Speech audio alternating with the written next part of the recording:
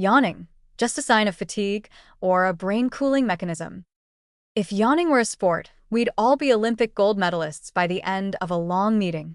It sneaks up at the worst moments, during exams, in Zoom calls, or right when someone's pouring their heart out to you. And yet this everyday reflex might be doing far more for your brain than simply broadcasting, "Hey, I'm bored." For years, we've chalked yawning up to drowsiness, disinterest, or lack of oxygen. But in recent research, scientists have been quietly unzipping this sleepy mystery to find a surprisingly sophisticated and somewhat hilarious biological purpose. What if yawning is your brain's version of air conditioning? At the heart of the theory is the idea that yawning actually helps regulate the temperature of the brain. Yes, your brain, that hot, buzzing mass of neurons firing off text replies, crisis scenarios, grocery lists, and shower arguments, gets hot. Like a laptop left in the sun, it occasionally needs a cooling reboot. A yawn, complete with a dramatic intake of air, a tilted head, a stretch, and maybe even a sound effect, might help increase blood flow and send a rush of cool air past your sinus cavities, acting like a fan pointed directly at your overworked mental motherboard. It's like your brain sighs, finally, the way you would when stepping into an air-conditioned room after walking through a summer parking lot. There's more. Yawning doesn't just cool things down, it may also sharpen you up. This may seem counterintuitive since we yawn when we're tired or bored, but think of it as a reboot button.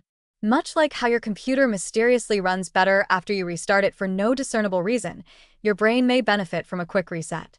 The increase in blood flow and a mild jolt of alertness that comes after a good yawn might help your brain recalibrate, improve focus, and keep you from mentally face-planting into the nearest distraction. Basically, your brain might be nudging you, snap out of it. We've got things to do. Even better, yawning could be your secret social weapon. Ever notice how contagious yawns are? You see someone else do it, and before you know it, you're joining in, not even sure why.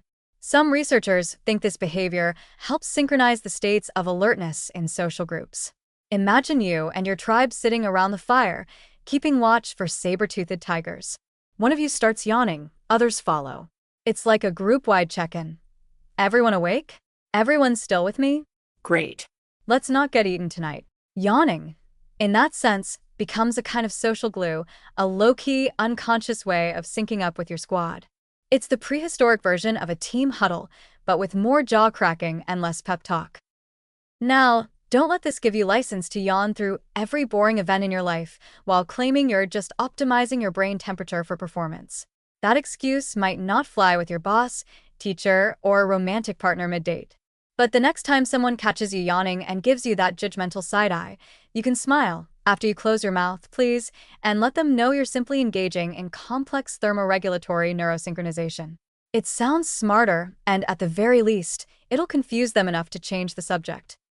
Yawning, far from being a failure of our ability to stay engaged, might just be a feature, not a bug. A full-body refresh, a social signal, and a built-in brain cooler wrapped into one stretchy, involuntary ritual that has followed us through evolution. So the next time you feel a yawn coming on, embrace it. Take it as a reminder that your body knows what it's doing, even when your attention span doesn't. And remember, if anyone calls you out for it, tell them you're not bored, just thermodynamically advanced.